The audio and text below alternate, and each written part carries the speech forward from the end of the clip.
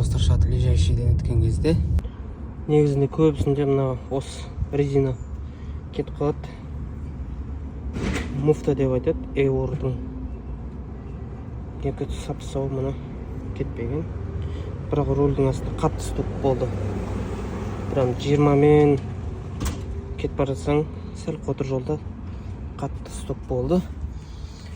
Менің ойымша енді мынау мен шешіп атқан кезде осы бос тұрды. Прям кистің былай бит бұрасам кистің күшімен әшейін ғана бос тұр екен.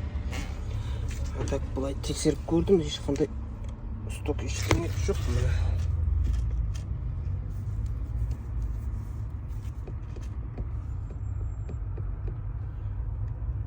Бұл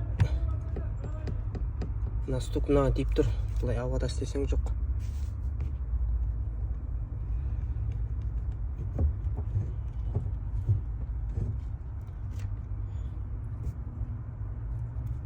Білмеймін ба, қатты күш керек деген болған.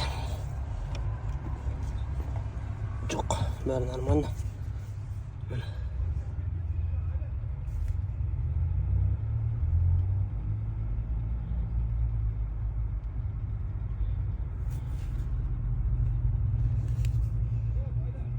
Именно осы болды, бос тұрды.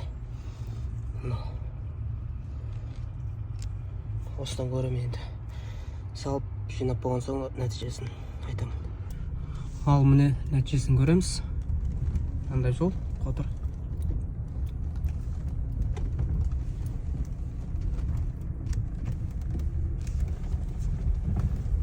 Жоқ. Стуктың бәрі сол крестовинаның болтын босап кеткенде болған екен. Енді аздап бір ролевер екі жақта бір аздап стук бар енді. Қатты білінбейді. И рөлге онша әсер етпейді. Дауыс қана естіледі. Рөлге әсер етпейді. Мынандай қотыр жолмен жүріп жатырмын. Сәл қаттырып жүріп көрем. Результат осындай жақсы болды. Мынандай гармошка жолда